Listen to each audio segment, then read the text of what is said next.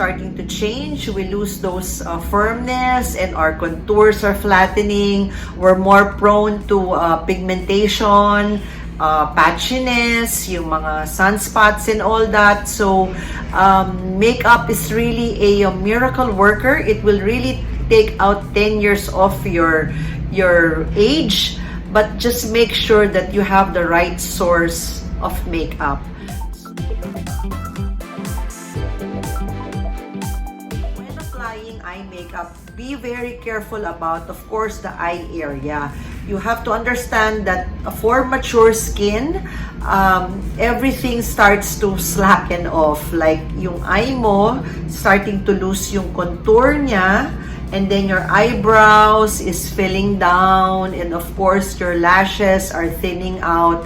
So for eye makeup, I would strongly suggest to avoid yung mga metallics, yung mga shimmery, and use those matte finish na, well, Bobbi Brown na palettes is most recommended for eyeshadow, at least for me.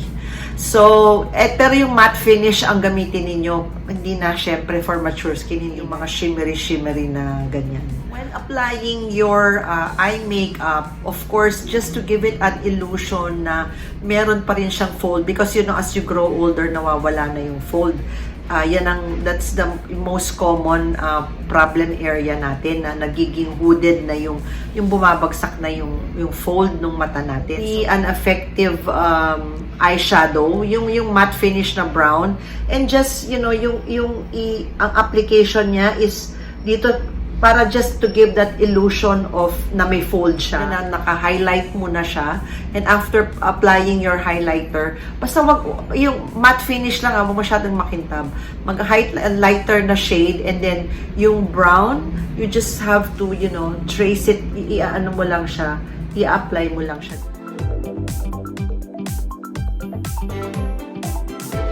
For your eyebrows, you have to pay attention to the gaps in your eyebrows, and because, you know, as we mature, those eyebrows are getting sparse. So I would suggest that we use a brown eyebrow pencil, please. Yung black is a big no-no.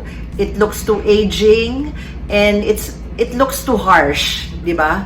So brown would be would have a lighter effect. I am using a Neutrogena Nourishing Eyebrow Pen. So when tracing in your the eyebrow pencil, just trace it in lightly. Just keep it feathery, na hindi siya nagmumukhang parang solid black na ganun. And ang overplucked na brows kasi, it's too aging. So, wag niyong gagawin yun na pluck ng pluck, especially mga bata. Wag na muna kayong masyadong nagpa-pluck ng eyebrows. You know, you just have to clean yung mga sides na ganyan, pero maganda pa rin yung natural brows natin. Yung iba nga, kailangan nagpapatattoo pa, pero if you can avoid it, wag na lang. So, and of course, if you want to enhance it more, you can add a powder or put a little makeup para lang ma-enhance yung brows mo. You know, sometimes talagang we really have to pull a little harder just to achieve that more youthful look.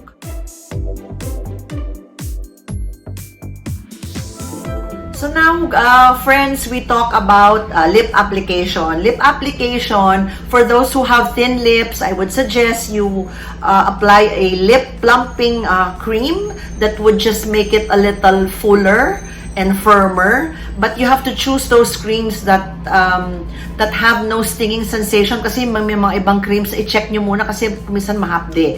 So you apply it before makeup just to settle it in. And then, one thing that you should also use, especially for thin lips, is a lip liner.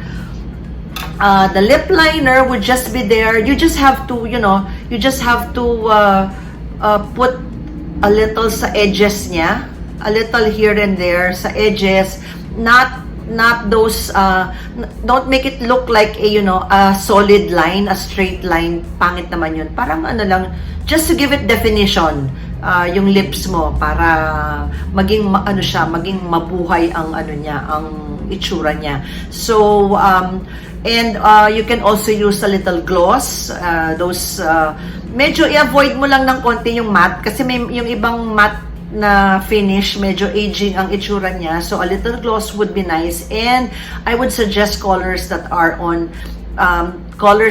mid-tone corals, yung mga peach, ang gano'n ng colors, mga soft pinks, and avoid yung mga dead lilacs, yung mga talagang medyo dark na nagmumukha kang parang patay. So, and yung mga pale pinks, unless of course bata ka, you can get away with it, or you have amazing lips. So, these are some of the shades that I'm using. This one is coral, and it has a little gloss on it. It's, and then, of course, yung mga dark na ganito, medyo avoid it kasi, of course, unless you're young, then.